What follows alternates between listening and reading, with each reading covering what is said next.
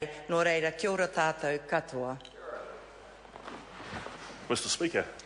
I call the Honourable Member Reno Terakatani. Tēnā koutou, tēnā koe. Oh, tēnā koe, Mr. Speaker. Tēnā koutou Ngāti Raukawa.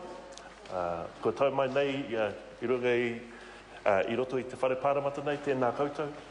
Huri noa, I raurangatira mā tēnā koutou, tēnā tātou katoa. I'm delighted, sir, to speak at the second reading of the Raukawa Claim Settlement Bill. I wholeheartedly endorse and tautoko the sentiments of previous speakers, in particular, both the Honourable Nanaia Mahuta and the Honourable Hekia Parata. Sir, my colleague, Ms. Mahuta, Mrs. Nanaia, sorry, Honourable Nanaia Mahuta, she covered a lot of the aspects that were dealt with at the Select Committee. We had a very enjoyable trip to Tokoroa, where we heard the submissions, and I was particularly impressed with the Chief Executive of Ngāti Raukawa, Vanessa Paraima, and all of the people that were involved in that team to bring the bill to its current place here in the House. Rowan. And so my colleague has dealt with a lot of the aspects in terms of this Waikeria lands, the overlapping claims, and the other such specific matters around which were the subject of the submissions before the committee, sir. What I'd like to do, sir, is focus on the history for Ngāti Raukawa. I like to make this the topic of my speeches, and I like it to be recorded on the Hansard, sir, because every iwi that goes through the settlement has their own history, and I think it's right that it be recorded. And the history does form part of the historical account which is contained in the bill, sir, also. But, sir, you know, the iwi of Ngāti Raukawa are central to the story of the New Zealand Wars. And we know that the Waikato Tainui settlement took care of the Raupatu aspects, but these settlements, particularly for Ngāti Raukawa, encompass other aspects regarding their individual grievances and settlements, sir.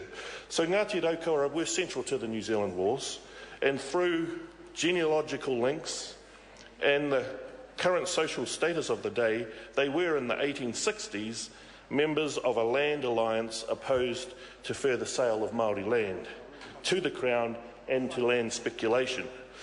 With other hapu of the Waikato Tainui Confederation, Raukawa became followers of the Kingitanga movement, which led the Land League movement.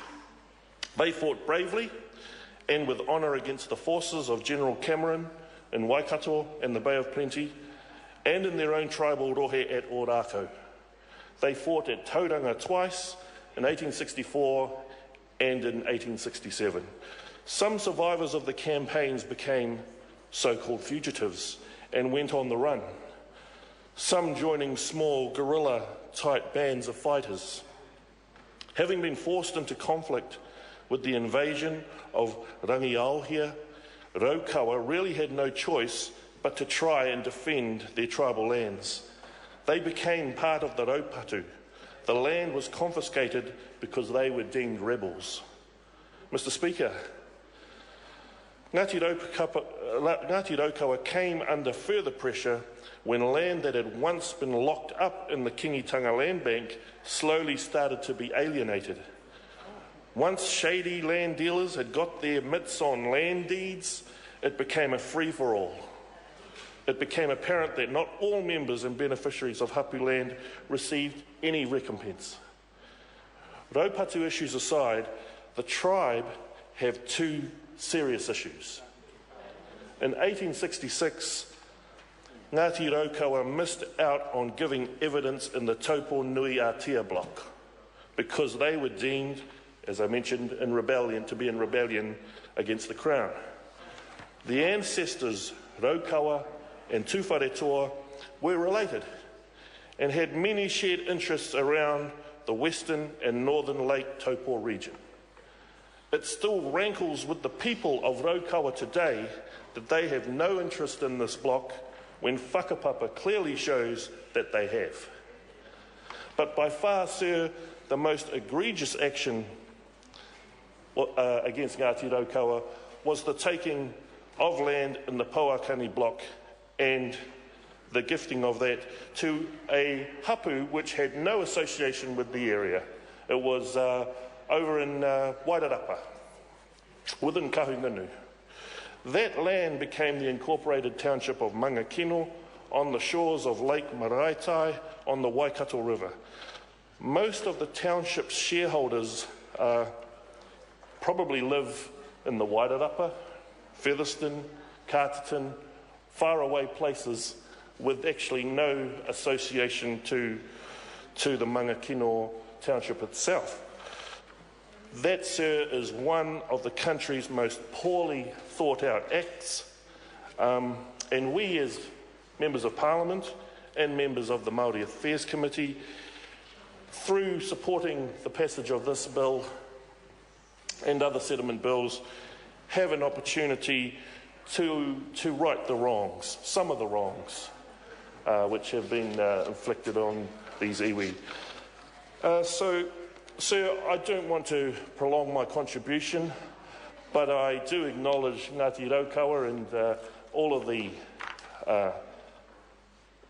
long and arduous journey that they've been on to get to this point. And I'm looking forward to passing it through the final passages in this in the House, sir. We are a very busy committee, as the Honourable Heke Parata noted. We have, as a committee, a significant amount of legislation under consideration. From yesterday, when we were up in Tūhoe, when we were the day before up in Tauranga, there's a lot of work that is on the plate of us as a committee, but I can assure everyone, members and all the good people out there in Aotearoa, that it is very rewarding work and that we really enjoy doing it. Because we know that when we see the looks on the faces of the kaumātua and the kuia, particularly at those final third readings, that makes it's one of the most rewarding aspects of being a member of this House. So I'd like to acknowledge in closing, sir, the Minister and his team and all the good work that they've been doing and loading us up with plenty of mahi to do. And we're ready for more. I'm sure there's more in the pipeline. Te Hiku, we're looking forward to that up in the far north. But today is about Ngāti Raukawa, and I tautoko this bill, and I look forward to its third reading and its eventual passing. Kia ora no tātou. Kei te pai. Mr. Speaker.